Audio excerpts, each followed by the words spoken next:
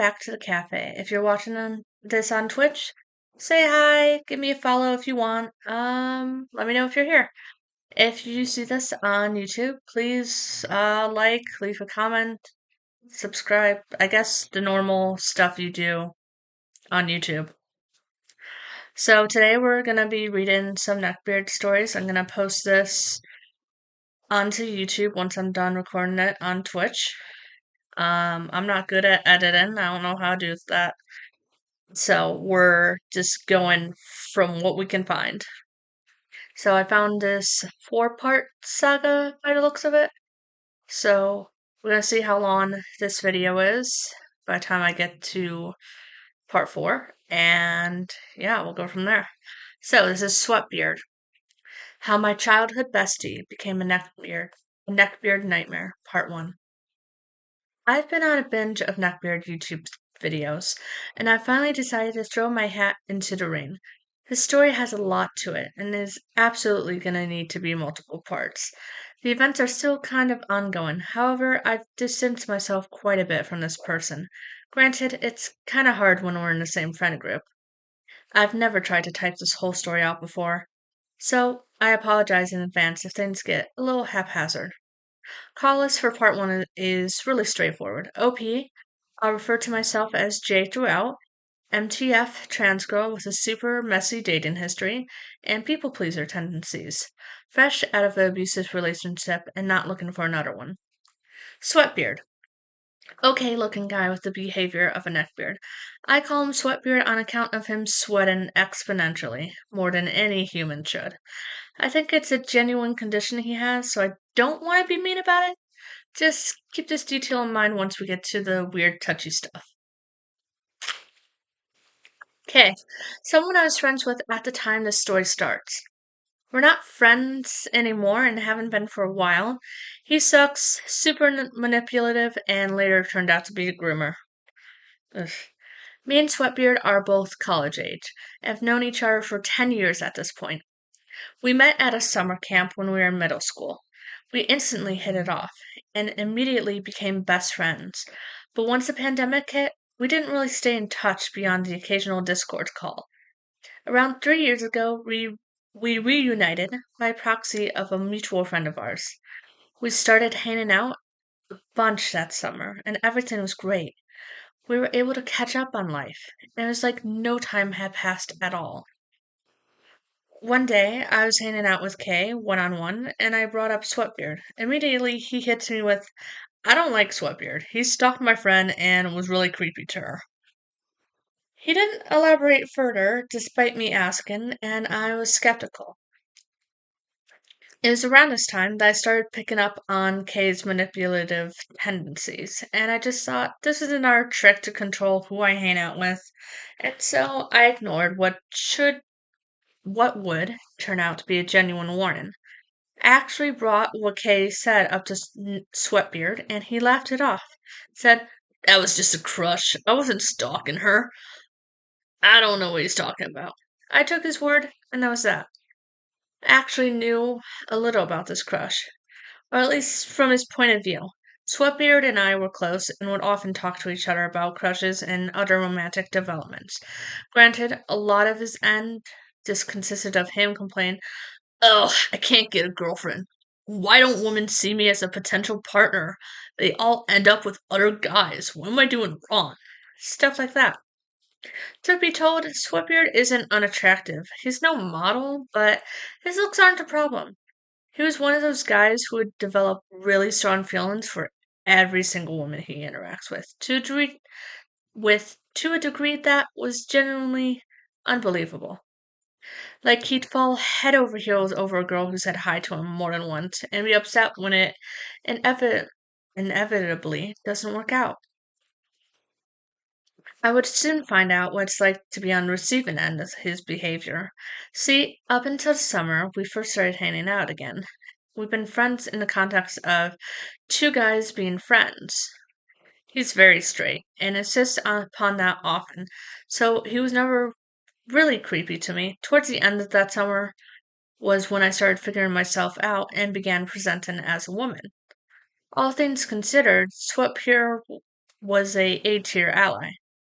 He didn't always understand and would sometimes get things wrong, but he tried his genuine best. And that really meant the world to me. He had been such a good friend to me in the early stages of my transition, helping me through one of the roughest patches of my life. Rough time coming out to family and also fresh out of an abusive relationship. Really bad time overall. At this point, he didn't feel awkward or flustered talking to me like he did with other women. I went off to my first year of uni, and during this time, I had started hormone treatments. My body changed a lot. So much so that the first time he saw me next summer, a year later, he genuinely couldn't believe what he was seeing. Try and imagine this man's surprise upon seeing that now I have an hourglass figure, grew boobs, relatively big ones, got softer skin, no facial hair, my ass grew substantially, and my voice had jumped up about 1 to 2 octaves. When I tell you that this shifted how he looked at me, I mean it was completely night and day different. We started hanging out regularly again, but I began to notice some subtle differences in how he behaved around me. He would always make it a point to sit next to me, and much closer than usual, even occasionally resting his head on my shoulder, or hugging me unprompted. He would bring up joke about being single noticeably more often around me. He also seemed much more keen on one hangouts instead of a group setting. I considered all of these things totally normal because, as established, we were really close friends. Just need to take a sip of water, sorry.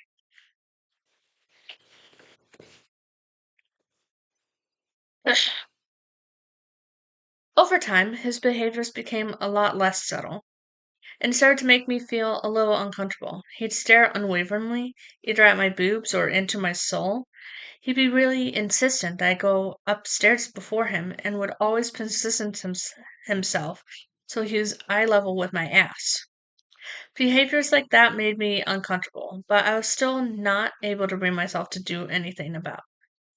We began spending a lot more time together hanging out one on one. Well, I use the term hang out very loosely, as it mostly consisted of Sweatbeard complaining about his life. Particularly, he complained about his parents, troubles with women, and financial problems. I'll give him one of those three things. His parents do kind of suck, but we also know how he acts around women, and him claiming to be poor is pretty disingenuous. I would normally empathize with someone struggling with money. I come from a lower middle working class family myself. But it's just really ironic hearing him complain about him being poor as we sit on his bed surrounded by more comic boys, toys, action figures, and Marvel merchandise than I even knew existed. He even told me himself, Sweatbeard, I own every single Skylanders figure, even the rare ones. Jay, wow, that probably costs a ton of money. At Sweatbeard. Oh yeah, worth it though. I don't know. Nothing against people who collect Skylanders, of fucking course. But it just pisses me off when people complain about being in a shitty financial situation while also being this insanely financially irresponsible. But yeah, anyway, he spent a lot of time complaining whenever we hung out, which was a lot. He lives 30 minutes away, and the only reason I spent as much time as I did by him is because he did seem to be genuinely struggling mentally. And I want to be there for my friend, especially because he was there for me in the past. As we hung out, he began hitting me with some weird questions and sentences. I noticed that he'd drop really not subtle hints that he'd developed feelings for me. My favorite one was, my sister thinks we're dating. We totally should. I think we'd be a cute couple. Just kidding. Anyway, uh, a not so funny one that generally pissed me off. Oh, jeez, I read that wrong. Not so funny one that generally put me off when he brought up the topic of my transness in conversation. It was fine until at one point he just drops his smile, fully serious, and looks into my eyes. Sweatbeard. Jay, are you really? I messed it up again. Sorry, chat. Sweatbeard. Jay, you are gonna get surgery, right? Jay. Yeah, I plan to. Why? Sweatbeard. Just wanted to make sure. Bruh, make sure of what? From that point on, the writing on the wall was obvious. It gotten to a point where he'd just start holding my hand without asking. He'd do this while complaining and would always say, sorry. Physical touch really helps me calm down. Like, use your words, dude. Don't just grab my hand. One day, he calls me. Sweatbeard. Hey, Jay, are you free today? Jay. No, but I'm free this weekend. Why, what's up? Sweatbeard. Oh, nothing. I just have a really important piece of lore I need to tell you, like, ASAP. Jay. I can talk on the phone for now. What's going on? Sweatbeard. No, no, no. This has to be in person. I'll see you this weekend. Uh-oh. We make plans and he comes to my house on Saturday. Up until this point, he'd been texting me incessantly, talking about how this was eating away at him and he needed to tell me. We all know where this is going. He gets here, and as expected, he professes his love to me. What I did not expect, however, was for him to follow it up by saying that his feelings for me were the strongest he's ever had for anyone. The guy who catches feelings for every woman he ever interacts with for some reason picks me as his most intense crush yet. I could tell from his eyes that he was serious, and it pretty much turned into him begging me to say yes. Even though I saw this coming from a mile away, I was still caught off guard. This is where I admittedly kind of fucked up. What I said was, oh yeah, sorry, I'm not really looking for anything right now. I'm still healing from my abusive relationship and wouldn't even want to have that conversation until I'm better. He heard this and admittedly took it pretty well in a moment. We agreed that we'd stay friends and not let this ruin our dynamic. I would rather I would later find out that of everything I said in my rejection, all he heard was, "Well, it's not a no." And then of course he'd go on to ruin our dynamic. After this point, his behavior toward me shifted from being creepy and uncomfortable to downright gross. But I've been talking for a while, so I'm gonna end part 1 here and leave you guys on a bit of a cliffhanger. Stay tuned for Sweatbeard Part 2, where I'll talk about his descent into complete depravity and creepiness. I'll try and have that out soon. Take care. Alright, so that was only 12 minutes reading that part. So we're moving on to part 2. I thought I might have to, like, break it up more, but okay. Good girl. Good girl. Thanks for that, Mythical Monroe. Welcome to the stream. Let me move my VTuber behind. So when you guys do reactions, those come up first. Okay. I take a sip of water and then we'll start reading part 2.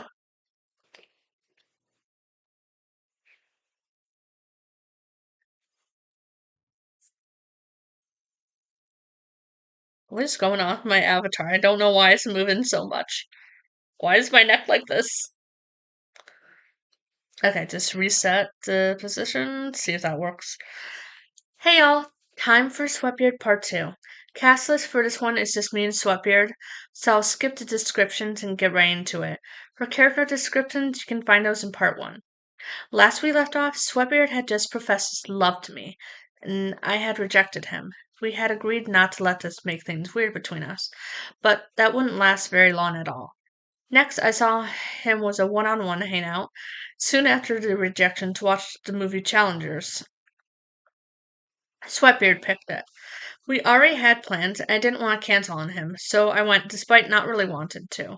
I show up in jeans and a hoodie, and he shows up dressed really nice. Apparently, he saw the mayor earlier that day for his job, and he remarked to me, "This outfit is more fancy than what I saw the mayor in." Okay. We go to watch the movie, and for the full 2 hours, he leaned up right next to me, again within 2 to 3 inches from me, fully breaching any personal space. He continuously talked throughout the movie, leaning right into my ear to do so and so. Oh, sorry, I messed that up. He continuously talked throughout the movie, leaning right into my ear to do so, and an overwhelming amount of his witty commentary were uncomfortable sexual comments. He'd make a lot of jokes about wanting to get me pregnant and would look right at me during any of the many sex scenes throughout the movie.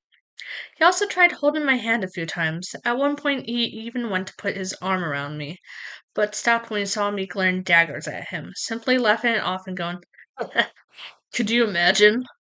I just felt really uncomfortable throughout the whole thing. Suffice to say, he was very much saw that as a date, even though that's very much not what it was. From that point forward, his thought process became clear to me. He still had feelings, and he hasn't let them go yet. And this whole time, he kept telling me how excited he was for me to heal from my old relationships. This would be sweet in any other context, but I knew he had ulterior motives. He'd constantly ask me for updates and continue to pry about whether or not I was ready to put myself out there again. Yet.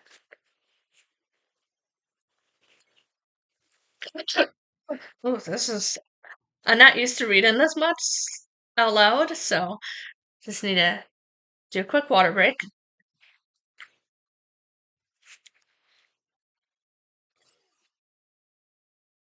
Okay.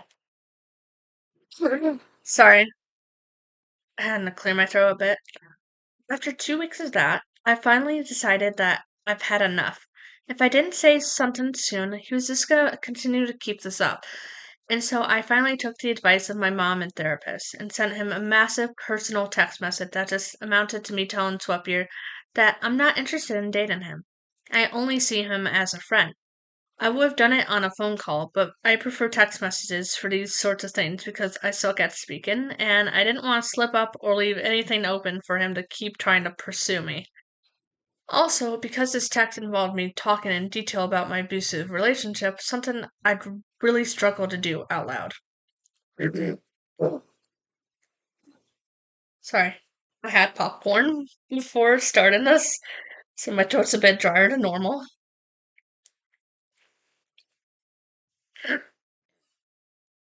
Sorry. Okay. He poutedly accepted my declaration, and he would actually end up backing off a little bit. Within my declaration, I had told him straight up that I needed space. I already had a lot going on in my life at the time, and this shit was stressing me out. I had begun doing my best to try and avoid Sweatbeard until he got over his feelings for me. This proved to be difficult because Sweatbeard was really insistent on hanging out one on one. Even after I told him outright that I needed space, he'd still text me like, I know you're taking time for yourself, but I'm really struggling mentally right now, and I could really use a J hangout. I stood firm and doubled down on needed space. The compromise we had reached was that we'd see each other in person during group hangouts, and we'd talk on the phone every so often so I could still be there to help him through whatever was going on. What was supposed to be an occasional phone call turned into Sweatbeard calling me at least 3 times a day. Sometimes going up to 7 if I was busy or slow to pick up the phone. It was really weird to me how insistent he was on seemingly only talking to me about what was going on. Despite everything I've told you all so far, Sweatbeard is generally pretty well liked by a lot of people. He had so many people he could go to for help, but he was insistent on talking to the person who had told him on multiple occasions that she needs space. Not only that, but this motherfucker actually used our phone calls as an outlet to vent about me rejecting him. I don't know if it's crazy of me to say that if someone rejects you and you want to complain about it, you probably shouldn't complain to the person who rejected you. But yeah, that's what he did. His reason behind it was because we always used to talk about development in our love life. You're my go to person for that stuff, and I don't want to lose that. Understandable under literally any other circumstances, but not this. Actually, what the fuck? Our phone convos would mostly go like this, Sweatbeard. I don't know. I'm just having a really hard time handling your rejections. Jay. Yeah, but you'll get over it. I believe in you. Sweatbeard. You don't understand. These feelings are the strongest I've had for anyone ever. Jay. Sucks, dude. Take your time though. These things take time to get over. Sweatbeard. I'm really mentally struggling. This sucks. This all sucks. Jay. Yeah, sorry about that. Some variation of that. These phone calls lasted anywhere from 25 minutes to 2 hours, only ended because I'd get tired and make up some bullshit about my mom needing me to help her or something. During one of these calls, he started talking about how much he misses hanging out in person. We had been hanging out in groups like we said we would, but he really wanted to hang out one on one. I told him no again, but he hits me with this. Sweatbeard. Jay, I really think we should meet in person. I've been thinking about it a lot, and I really want to talk this through one last time, so I could get closure on the whole situation. I thought this would be a good idea. All things considered, I want nothing more for him to get over his feelings and finally leave me alone. I was really hopeful that this would go well and we could salvage our previous friendship. That did not happen. We go to his house and sit down to talk. Immediately, within 5 minutes of talking to him, I could tell he was trying to manipulate me into changing my answer. He keeps saying things like, "You made your choice and that's okay," even though I obviously would be much less depressed if it worked out. And my friends and siblings were really rooting for us. I feel bad letting them down, but it's okay, I guess. I generally could not get a word in. It was just 45 minutes of this sweaty, incredibly repetitive man yapping my fucking ear off, talking about how he's supposedly over me, despite continuously making not so subtle attempts to make me change my answer. But then he tells me something that really pisses me off. After 45 minutes of talking, this interaction happens. Sweatbeard. The way you texted me was really mature and well worded, even though I obviously would have preferred it to be in person, but I know you're comfortable with texting, so it's fine, I guess. Jay, I'm glad you think so. I just wanted to make sure I was clear and nothing was miscommunicated. Sweatbeard. You definitely did that. I've actually been showing pretty much all of my friends all of our text conversations from the last few weeks. They all agreed that you handled yourself maturely. I'm sorry, what the fuck do you mean you've been showing all of your friends our private text conversations? I understand showing one or two people to get advice, but y'all gotta understand that Sweatbeard has a lot of people he considers friends. This means that every single vulnerable thing I've texted this guy, including opening up about my abusive relationship and going into pretty graphic detail about it, was paraded around to what I would later find out was 17 total people. Many of whom don't know. Fucking hell. I immediately text my mom, telling her to call me and act like it's an emergency. She does so 5 minutes later, and I immediately get the fuck out of there. The entire ride home, I was seething. I just did my best to blast music and forget about this incredibly inconsiderate violation of my privacy. Eventually, I calmed myself down, and I concluded that it was ultimately gonna be okay because Sweatweird got over his feelings for me, and this meant he would back off. Not only did he not back off, but his behavior became egregious enough that my friends began to take notice. But yeah, I've been talking for a while, and I'll tell y'all the rest of this tale in part 3, where I'll bring everything to its conclusion. I'll try and have that out soon. Have a lovely rest of your days, y'all. Okay, I'm curious because there's a part 4. So what happens in part 3? We're gonna find out, like, now. So we'll see how that goes.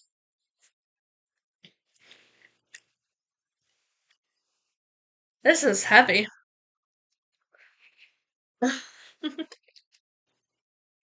And for those on Twitch, I'm gonna basically break it up into parts. So I'm gonna record this. We're halfway through this Sweatbeard story. So once that's done, I'm gonna, go offline for it to for Twitch to save the video as one whole thing, and then immediately go live again to continue streaming, and we will either do video games or do more stories on Reddit, depending on what you guys want me to do. So, let's do part 3. Sweatbeard Part 3. The Intervention, Pride, and Envy. Hey y'all, it's time for Sweatbeard Part 3. I want to start with an apology for false advertising in my last post. This post was originally planned to be the finale, but there's just way too much stuff to go through. And this post would be 3 years long if I were to cram it all into one part. Besides, I don't want to leave anything out. You all deserve nothing short of the full, sweaty, uncomfortable experience. Here are the other parts if you haven't seen them. Part 1, Part 2, listed below. Here's the cast list for this part besides me and Sweatbeard. Our descriptions can be found in Part 1. All names used here are pseudonyms. Liam, my goat, close childhood friend of 14 years, incredibly caring and selfless person, protective of those he cares about, though not all that confrontational. Anne, very close friend of 3 to 4 years, similar to Liam in terms of being protective and caring, but also completely unafraid of confrontation and always speaks her mind. Mitchell, my boyfriend during a decent chunk of this part and the next part. By far the healthiest partner I've ever had, and even though we've broken up, we're still best friends to this day. Last we left off, Sweatbeard and I had just finished our closure conversation. My hope was that at this point he would be done with his weird advances. I could finally be left alone. Yeah, anyway, at this point there was really only 1 month left of the summer, and I was fully done with one-on-one Sweatbeard hangouts. They'd made me uncomfortable, and I just managed to stop altogether. Sorry, I started stuttering. I'm gonna redo that paragraph.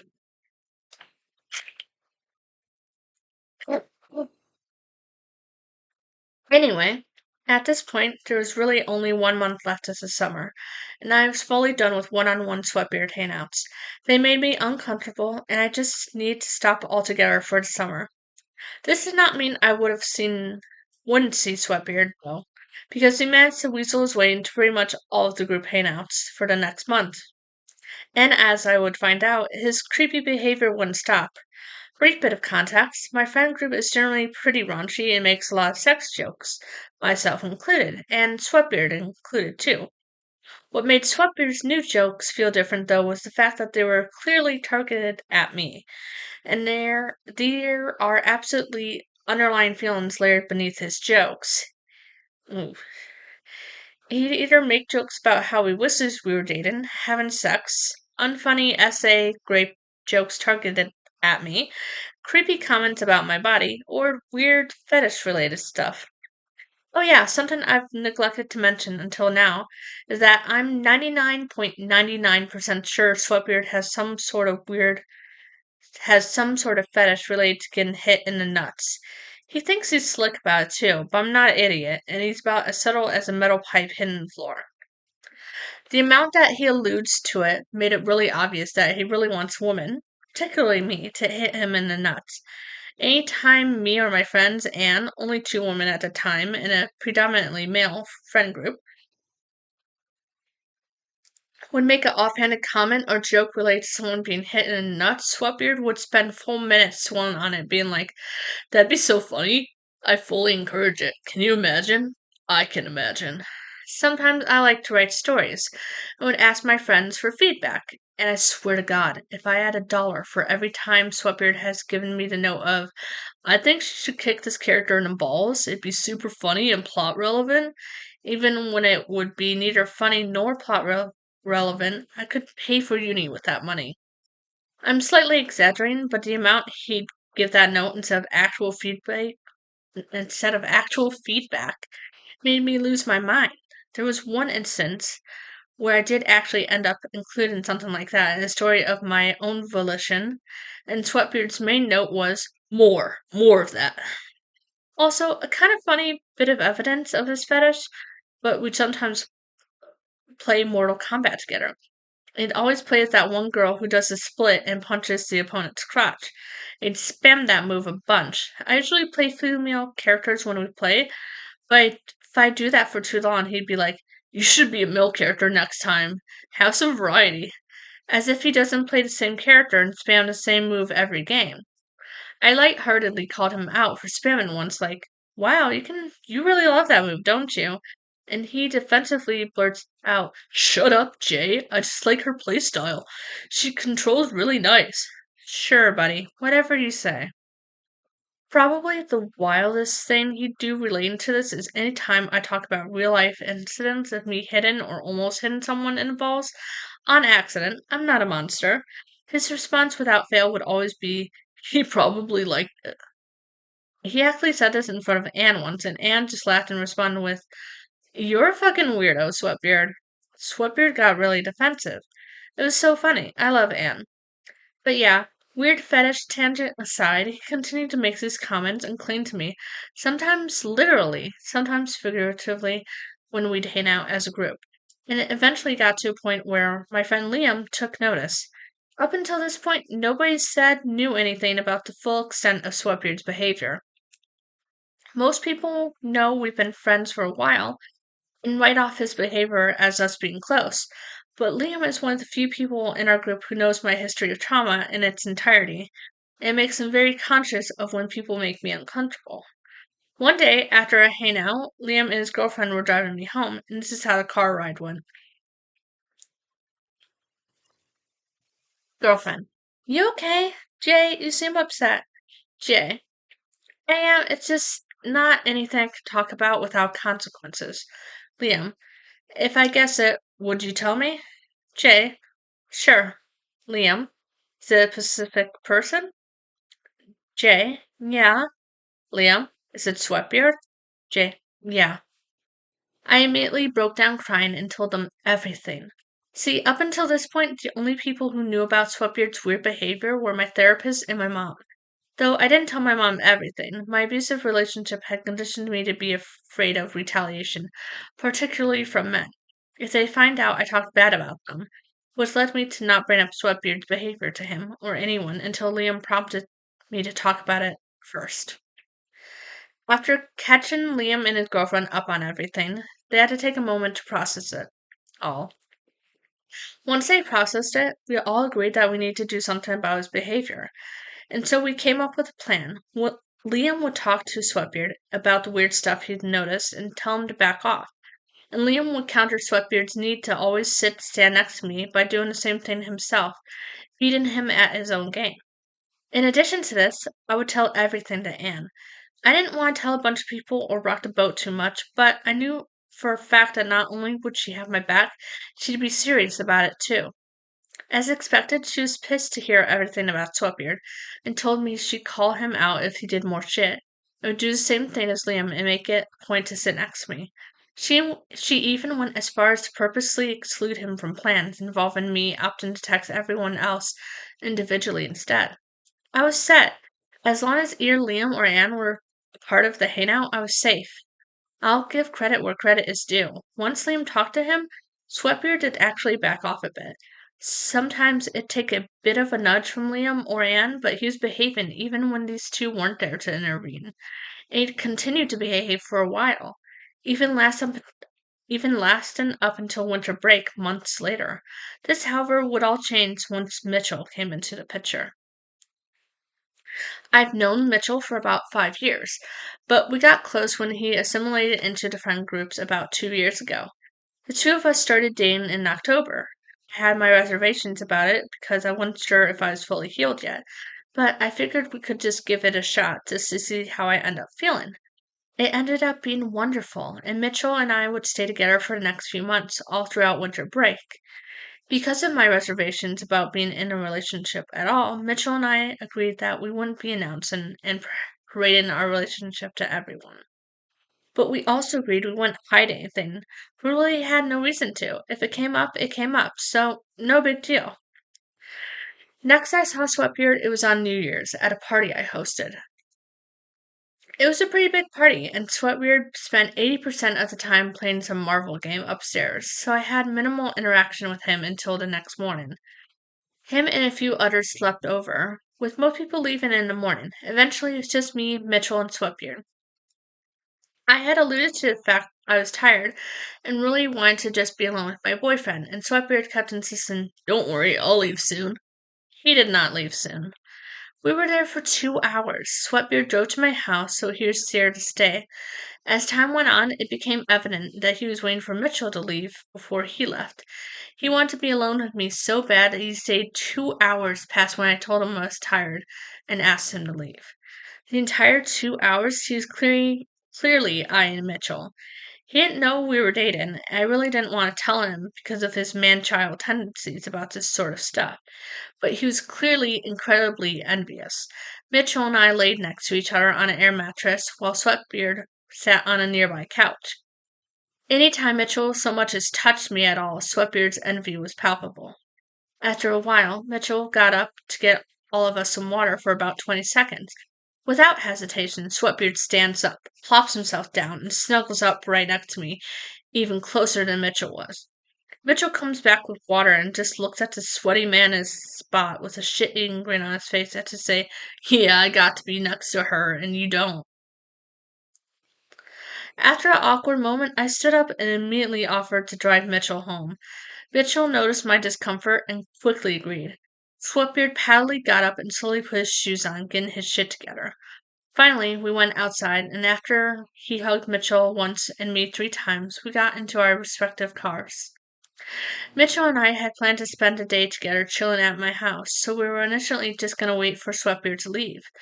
We waited for a minute and then turned to see if his car had left yet.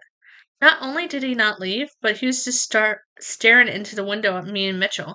Creeped out, we decided to go drive through somewhere and come back so Sweatbeard would finally leave my house. This is Mitchell's first time witnessing Sweatbeard's weird behavior. He commented about it, and I just sighed like, "Oh, babe, you have no idea." But I was too tired that day to tell him everything, so I didn't get around to it. At that point, I really didn't want to see Sweatbeard anymore this break. He drains my social battery way too much. I'm tired, but one day, about 2 weeks later, he called me saying it was an emergency. He was actively having a severe panic attack and needed to be near someone to help him calm down. I thought about it and I decided to be empathetic and come to his house to be there for him. Despite everything, this is still the same guy who helped me when I was at my lowest. There's some part of me that kept holding on to hope that my childhood best friend was still in there somewhere. I get there, and immediately he seems fine. Not cheery and whimsical, but definitely way too calm and smiley for someone who supposedly just had a panic attack. I even brought it up to him that he seemed better, and he just goes, "Oh yeah, my panic attack stopped soon after you got off the phone. I'm really excited to see you." As happy as I was able to help him through this, I feel like this could have absolutely just been a phone call if he was able to get over it this quickly. He wasn't in any active danger, he just needed company. For this reason, I decided to stay, but spent the entire time texting our other friends, hoping that even one of them was around, so this didn't have to be a one-on-one hangout. This was unsuccessful, and as soon as we'd be able to get another person to hang out was in 2 hours. I just had to survive 2 hours alone with Sweatbeard before reaching salvation. Truth be told, it was fine for the first half hour. We talked about our jobs. I talked about school, just normal conversation that felt normal, until Sweatbeard asked the inevitable question. So, Jay, what's going on in your love life? Are you done healing yet? I'm dying to know. Shit, I'm a horrible liar. If I tried to tell him there weren't any developments, he'd immediately be able to tell I was lying and be weird about it. And so I internally held my breath and just said, "Oh yeah, Mitchell and I are dating. We've been dating for the past 4 months or so." The look on his face shifted immediately from perverse curiosity to a look of complete envy and disdain. The absolute pity party wine fest that would ensue in the following behavioral shift was nothing short of torture for me. But I've been talking for a while, so I'll save that and everything else for part 4, the real finale. I promise part 4 will actually be the final part. I don't care how long the post ends up being. I'll try my best to get that out soon. Have a lovely rest of your day, y'all. And I forgot to mention that the author of this is Material Jellyfish 42. Sorry about that. We are now at part 4. Just gonna take a quick water break.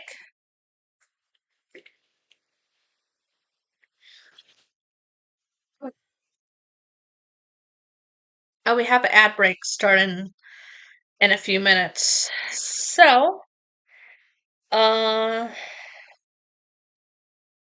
Twitch is the ad breaks at least on Twitch. YouTube people, I don't know when the ad breaks is, so sorry about that. And I haven't figured out how to set them at specific times or whatever. I'm not sure if that's even a thing. That's something I'll have to look up. But,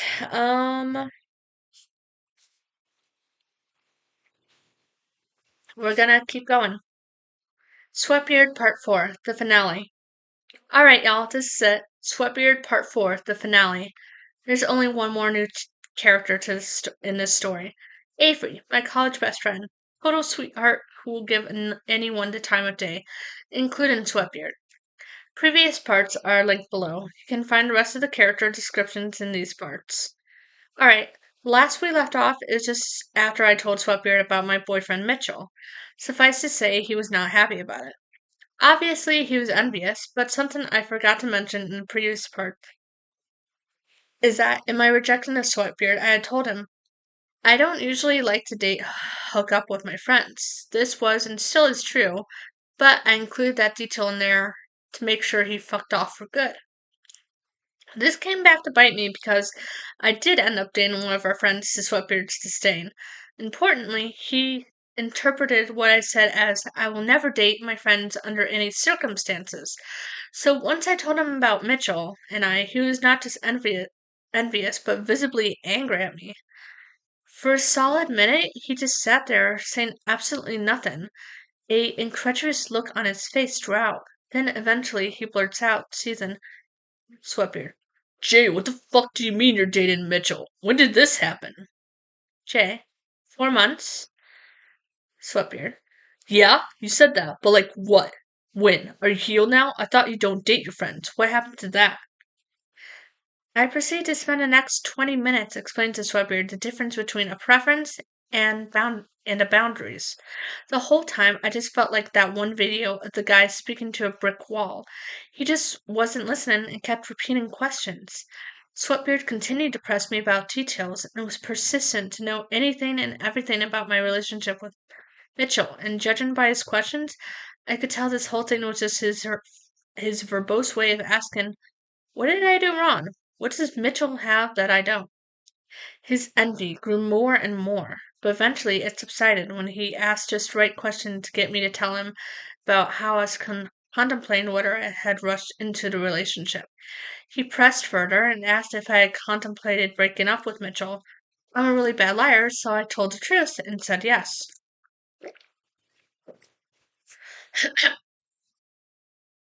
Suddenly, his demeanor shifted to a pleading one.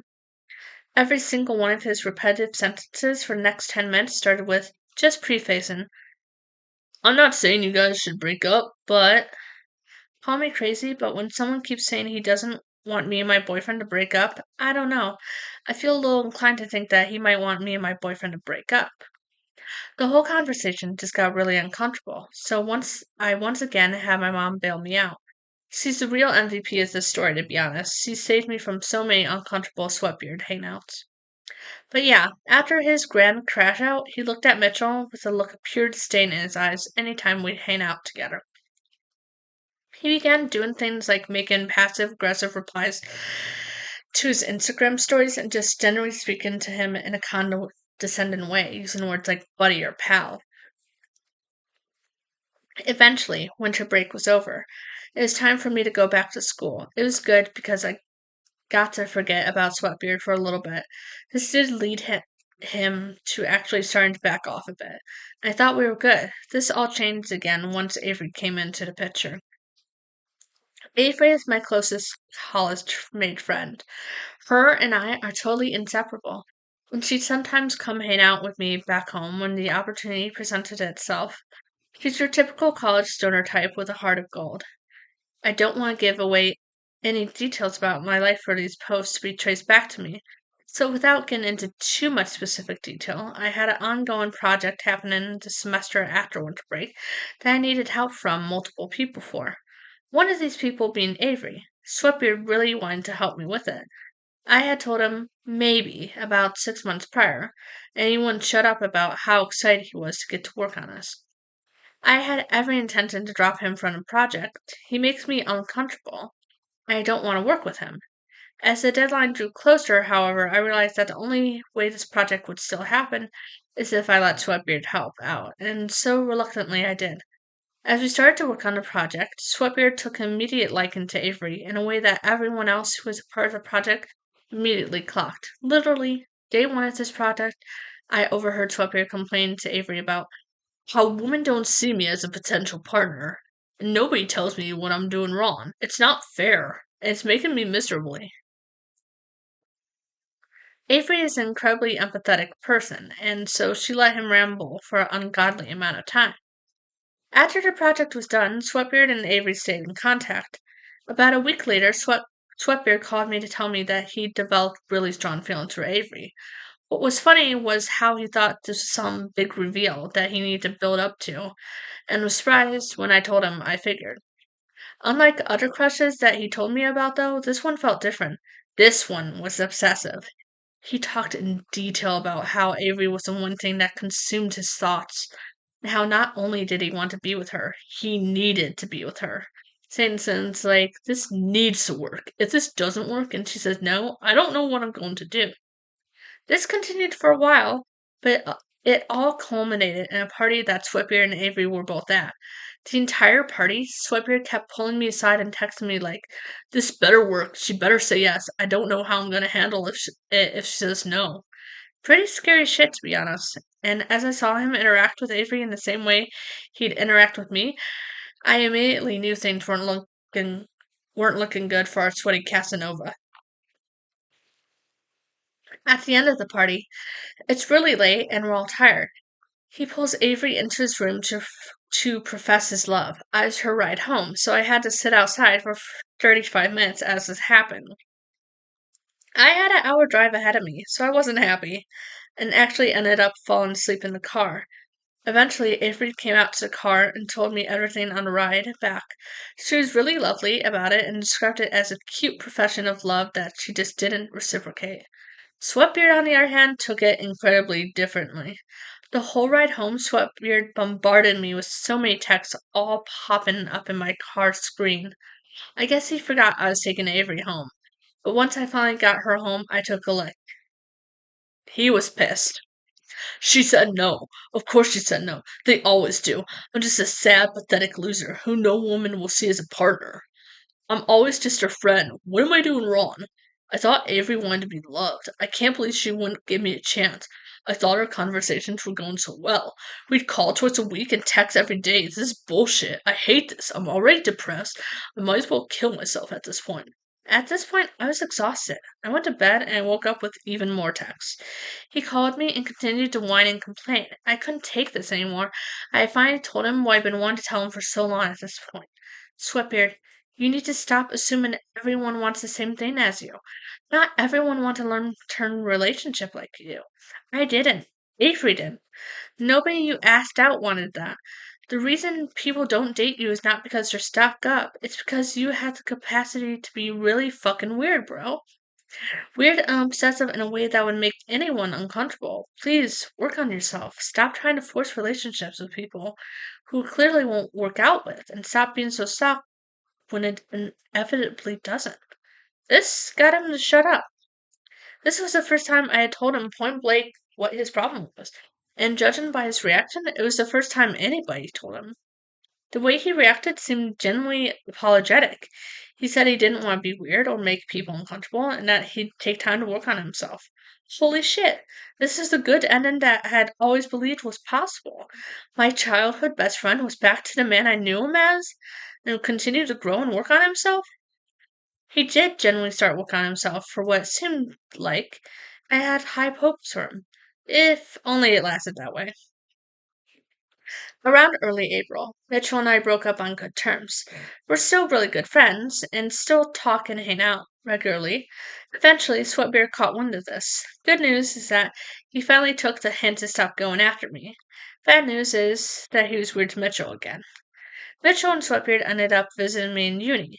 Sweatbeard was behaving around me, but Mitchell recently told me about the train ride home and how much it sucked. Sweatbeard brought up me and Mitchell's relationship. and a painfully awkward train conversation went like this. Sweatbeard. So, I hear that you and Jay broke up. That must be really hard for you. Mitchell. Yeah, it's fine though. It was on good terms, and we're all good. Sweatbeard. That still must suck though. I remember her telling me you loved her a lot, but it didn't seem to be reciprocated. Mitchell. Where'd you get that idea? Sweatbeard. Well, if she loved you, she wouldn't have dumped you. Mitchell. No, she had good reasons. She's still healing from her abusive relationship. Sweatbeard. Yeah, that's what she told me too. It's a bunch of bullshit. It's been 3 years. She should be over it by now. Mitchell. Well, it's her choice. At the end of the day, she doesn't owe me a relationship. Sweatbeard. But you were really nice to her. Ugh, whatever. She rejected me too, so I feel your pain. It sucks that neither of us get to have her. She's really pretty. Mitchell. Yeah, okay. Objectification aside, it became clear that Sweatbeard's also delusional.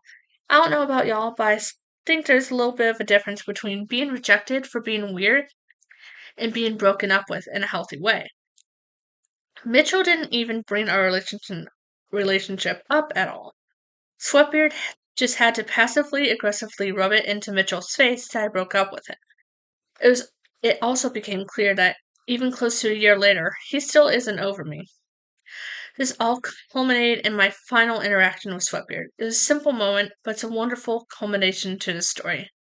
I was helping another friend, Anne, out with a project, and Sweatbeard was planned to help out too. There was a brief moment when Sweatbeard and I were left alone, and I was already really tired that day. I turn away for 1 second, and Sweatbeard grabs my waist from behind. He goes to say, I missed you a lot. However, before he could get it out, Mighty Body flew into a fight or flight response. I turned around and bam! I instinctively turned and punched this sweaty bastard in the face. He started whining about it. I just wanted to give you a hug. Fuck. After this happened, I told Anne about it, and she was telling me about how Sweatbeard was barely contributing to the project as is. Finally, after not so careful consideration, Sweatbeard was kicked from the project entirely. After this, I haven't seen him since. Our group picked up on Sweatbeard's weird tendencies and behaviors, and now I'm finally in a place where I've distanced myself from this guy and don't have to see him when I don't want to.